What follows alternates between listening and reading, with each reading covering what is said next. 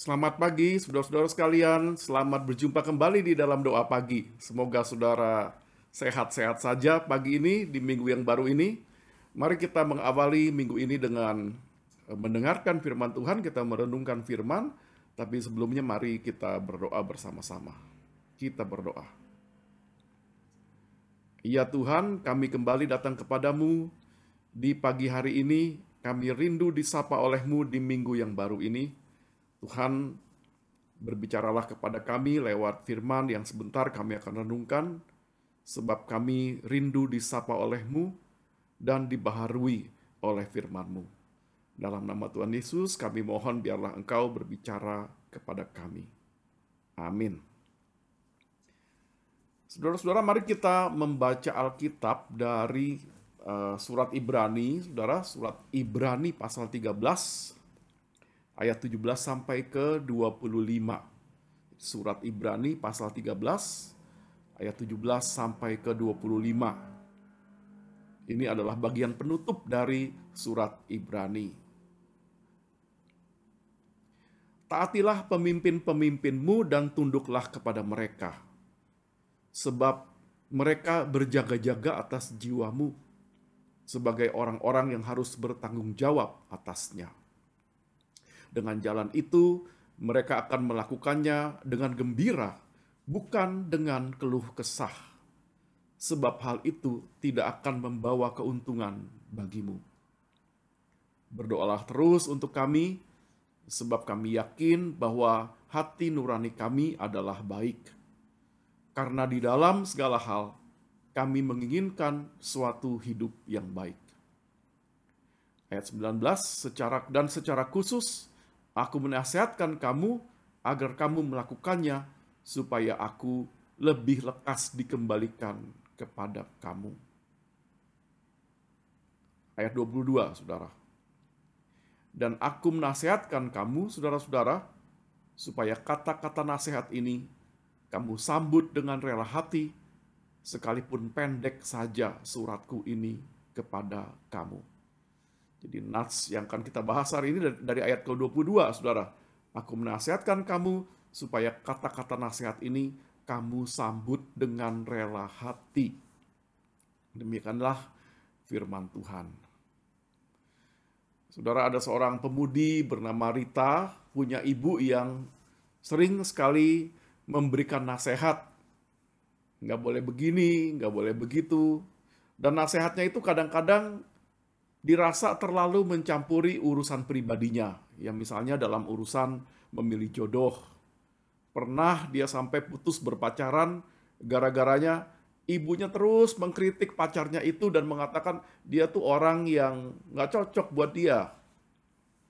Jadi makin kesini Nita makin merasa hidupnya menjadi tertekan karena nggak bisa bebas, karena terus dinasehati oleh ibunya. Satu hari, saudara, dia melihat tayangan YouTube dari seorang YouTuber Amerika yang punya banyak follower, punya banyak pengikut. Nah, YouTuber itu mengajarkan bahwa banyak orang tua tanpa sadar kadang-kadang mengatakan sesuatu yang menjadi toksik, beracun. Dan itu melukai dan menciptakan trauma pada diri anaknya tanpa dia sadari. Jadi kata si YouTuber, kalau kita mau peduli pada kesehatan mental kita, ya sudah, mau tidak mau kita harus berani memutuskan hubungan dengan orang yang toksik, sekalipun orang tua itu adalah orang tua kita sendiri. Kemudian si YouTuber itu menyarankan para pengikutnya untuk memutuskan hubungan dengan orang tua yang toksik. Mereka diajari membuat surat kepada orang tua yang isinya pernyataan putus hubungan. Lalu kemudian mereka diminta bergabung dengan sebuah kelompok berbayar yang disebut dengan healing community atau komunitas pemulih. Gerakan ini, saudara, tentu saja menghebohkan dan meresahkan para orang tua di Amerika Serikat, tapi gerakan ini semakin membesar.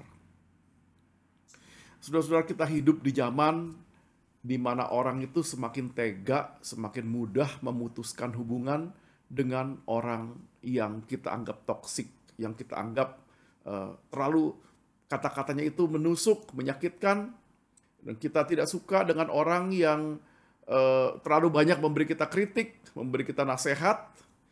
Begitu kita tidak suka dengan seseorang, hari ini dengan mudah kita bisa blok namanya ya atau nomor teleponnya di WA. Atau kalau di sosial media kita bisa unfriend ya, pokoknya sudah kita blok dia, dia tidak lagi muncul di HP kita, dia tidak lagi bisa menghubungi kita, dan dia tidak akan lagi tahu kehidupan kita dan sebaliknya karena sudah putus hubungan. Padahal nasihat, masukan, kritik yang dia sampaikan, walaupun sepertinya tidak enak didengar, sepertinya toksik, bisa jadi adalah sebuah nasihat yang berharga, yang perlu kita dengarkan demi kebaikan diri kita sendiri. Nah, saudara, penulis kitab Ibrani mensinyalir bahwa di antara orang-orang yang ada di dalam jemaatnya, ada yang suka tidak mau menerima nasihat. Ada yang anti kalau dikasih nasihat. Ada yang merasa jengkel ketika dikoreksi. Ada yang tidak bisa menerima masukan atau pandangan orang yang berbeda dengan pandangannya yang dia yakini. Ada juga mungkin orang yang mengeraskan hati dan menganggap nasihat orang lain itu tidak bermanfaat. Kepada mereka itu, para penulis kitab Ibrani ini kemudian meminta supaya orang-orang seperti ini jangan terburu-buru menolak nasihat orang lain. Sebab walaupun sebuah nasihat terdengar menyakitkan, toksik, bisa jadi ia sebenarnya adalah obat yang tepat untuk membuat kita menyadari kesalahan. Siapa tahu nasihat itu berguna bagi pengembangan diri kita. Oleh karena itulah penulis kitab Ibrani menulis di ayat 17, taatilah pemimpin-pemimpinmu dan tunduklah kepada mereka. Selanjutnya di ayat 12, si penulis sendiri akhirnya mengatakan, aku menasihatkan kamu, saudara-saudara, supaya kata-kata nasihat ini kamu sambut dengan rela hati. Rupanya si penulis ini sendiri khawatir, jangan-jangan nasihat yang dia tulis di surat Ibrani ini juga dianggap toksik, lalu diabaikan oleh anggota jemaat itu yang sangat tidak suka atau tidak terbuka untuk dinasehati. Saudara, menyambut sebuah nasihat dengan rela hati artinya kita bersikap terbuka terhadap masukan, selalu berusaha memandang positif nasihat orang lain. Sekalipun belum tentu semua nasihat itu benar. Belum tentu semua nasihat itu bisa diterapkan dalam situasi kehidupan kita. Mungkin dari 10 nasihat, ya cuma satu yang relevan, yang sisanya itu tidak berguna, bisa jadi, saudara. Tapi kan itu tidak berarti kita harus putus hubungan. Bukankah ketika seseorang masih mau memberi nasihat, setidaknya itu berarti dia masih menaruh perhatian pada kehidupan kita. Memberi nasihat itu tanda bahwa seseorang nggak cuek dengan kita, nggak masa bodoh. Dan seringkali masukan yang berharga benar-benar bisa mengubah kita menjadi orang yang lebih baik. Ada seorang Amerika bernama Walt.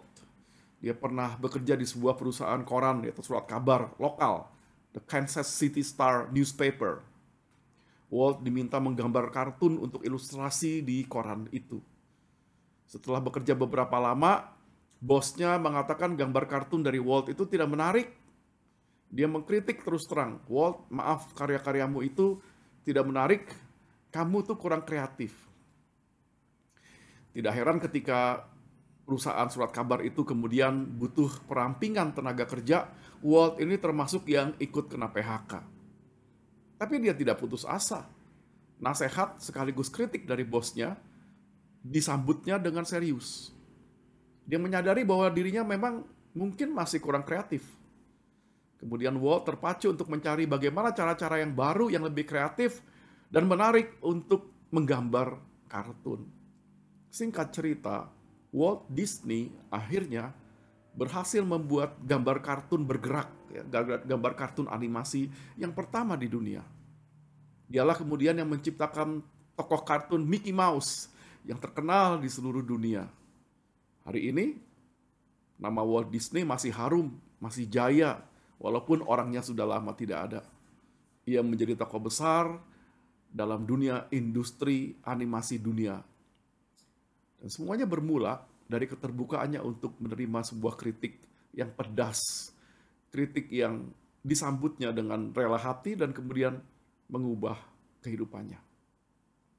Ketika sebuah nasihat disambut dengan rela hati, ia bisa memicu dan memacu kita untuk bebenah diri. Amin. Mari kita berdoa, saudara. Ya Tuhan, kadang-kadang Engkau memberikan kami nasihat, masukan, kritik lewat orang lain. Oleh karena itu, tolonglah kami Tuhan untuk menjadi orang-orang yang bersyukur dan terbuka ketika menanggapi atau mendapatkan sebuah kritik atau nasihat. Tuhan, tolonglah kami untuk tidak memandang orang-orang yang sering menasihati kami sebagai orang-orang yang beracun atau toksik. Tolong kami Tuhan untuk tidak bersikap antipati, tetapi kami berusaha untuk mendengarkan apa yang menjadi masukan. Tuhan, sepanjang minggu ini mungkin Kau akan mempertemukan kami dengan banyak orang yang mungkin ada yang menasihati kami, mengkritik kami. Tolong kami Tuhan untuk bersikap bijak, untuk menerima nasihat dengan kerelaan hati. Tuhan, sebentar kami akan memulai pekerjaan kami dengan segala kesibukannya. Tolonglah kami di sepanjang hari ini, sepanjang minggu ini, supaya apapun yang kami lakukan, apapun yang kami pilih, apapun yang kami katakan dan perbuat, memuliakan nama-Mu. Kami sambut hari yang baru ini di dalam nama Tuhan Yesus, Juru Selamat kami. Amin. Saudara-saudara, selamat beraktivitas. Tuhan memberkati saudara di sepanjang hari ini dan di sepanjang minggu ini. Bagi Bapak Ibu yang memiliki pergumulan khusus dan ingin didoakan, bisa menghubungi rekan-rekan pendeta di nomor berikut.